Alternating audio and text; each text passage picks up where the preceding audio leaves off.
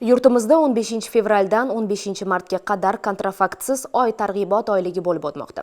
Mazkur oylikni samarali tashkil etish va bu yo'nalishda aholining huquqiy savodxonligini oshirish maqsadida Bojxona qo'mitasi matbuot xizmati tomonidan profilaktik targ'ibot uchrashuvi tashkil etildi.